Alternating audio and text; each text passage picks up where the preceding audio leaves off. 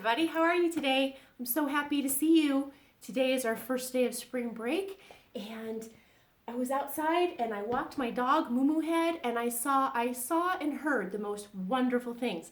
I saw flowers blooming. I saw snowdrops, which are little white flowers, and I saw crocuses, which were these really pretty little yellow flowers. And I also saw some buds coming out on some of the trees. And I heard so many birds outside. I heard red-winged blackbirds, and I heard blue jays, and I heard chickadees, and I heard a robin, and they were all making all kinds of noise out there. They're making their nests, and they're getting ready for all the springtime fun stuff that they're going to be doing. So I hope today that you get outside and look for different signs of spring and use your ears and see what you can hear. Today, I'm going to read to you a really fun book. It's a book called Caps for Sale, a tale of a peddler, some monkeys, and their monkey business. Have you ever heard this story before? It's a pretty good one. Once there was a peddler who sold caps, but he was not like an ordinary peddler carrying his wares on his back. He carried them on top of his head. First he had on his own checked cap, then a bunch of gray caps, then a bunch of brown caps, and then a bunch of blue caps, and on the very top, a bunch of red caps. Can you see all of his caps? It's kind of a funny place to carry them all, but it makes sense too, because where do we wear caps? We wear them on our heads. He walked up and down the streets, holding himself very straight so as not to upset his caps. As he went along, he called, "Caps, caps for sale, 50 cents a cap."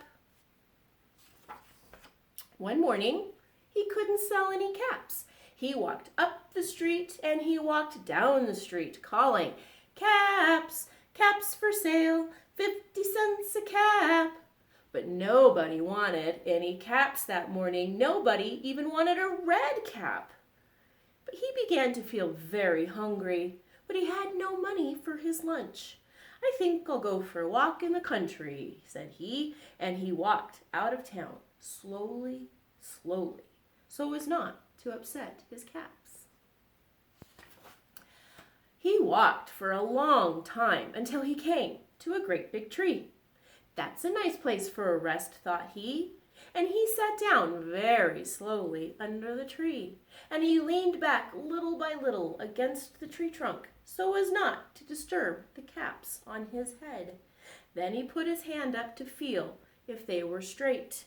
First his own checked cap, then the gray caps, then the brown caps, then the blue caps, and then the red caps on the very top. They were all there. So he went to sleep. He slept for a long time. I wonder what's going to happen while he's sleeping. My son just said hi to me. He has to be quiet though. When we woke up, he was refreshed and rested. Look at the picture. Is there anything different about this picture? What do you see? I'm wondering if you can tell if there's anything different. But before standing up, he felt with his hand to make sure that his caps were in the right place. All he felt was his own checked cap.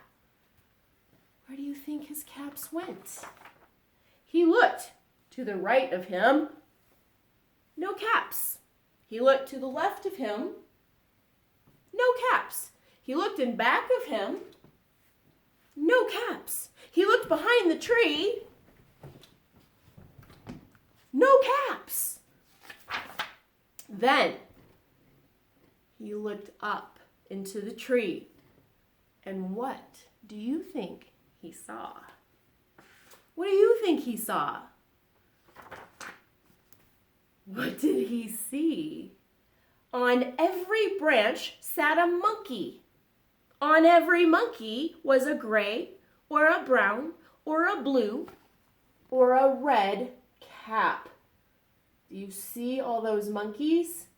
Oh my goodness. You can pause the video right here and count the monkeys. How many monkeys do you count? The peddler looked at the monkeys. The monkeys looked at the peddler. He didn't know what to do. Finally, he spoke to them. "You monkeys, you," he said, shaking a finger at them. "You give me back my caps." But the monkeys only shook their fingers at him and said, "Tisk, tisk, tisk." This made the peddler angry. So he shook both of his hands at them and said, "You monkeys, you give me back my caps." But the monkeys only shook both of their hands back at him and said, "Tisk, tisk, tisk." Now, he felt quite angry. He stamped his foot and he said, "You monkeys, you better give me back my caps." What do you think the monkeys did? That's right. The monkeys only stamped their feet back at him and said, "Tis, tis, tis." Are the monkeys doing everything that the peddler's doing? That's what I'm thinking. By this time, the peddler was really very, very angry, and he stamped both of his feet and he shouted, "You monkeys, you must give me back my caps." But the monkeys only stomped both of their feet back at him and said, "Tus, tus, tus." At last, he became so angry that he pulled off his own cap and he threw it on the ground. And he began to walk away. What do you think the monkeys are gonna do? He just threw off his cap. Do you think the monkeys will follow? But then, each monkey pulled off his cap. Say, and all the gray caps, and all the brown caps, and all the blue caps, and all the red caps came flying down out of the tree. So the peddler picked up his caps and put them back on his head. First, his own checked cap. What color comes next? Do you remember? Then the gray caps. What color comes next? Do you remember? Then the brown caps. And then the blue caps. And then, what's the very last color to go on top? Do you remember? The red caps on the very top. There they all are. He's putting them on. And slowly, slowly, he walked back to town calling, "Caps! Caps for sale, 50 cents a cap." The end. I'm wondering what you can do with the caps at your house. I'm wondering if you can go around. Can you find all of your caps and get them and put them in a pile in your room or on the floor in the living room? And then what could you do with them? Could you stack them all on your head? Can you walk around with caps on your head? What about, can you sort them by colors? Or could you sort them by size or by type? Maybe you could play a game with them where you count them. Maybe you could make a pattern with them like he did with the colors. He had gray and then brown and then blue and then red. You could make a pattern.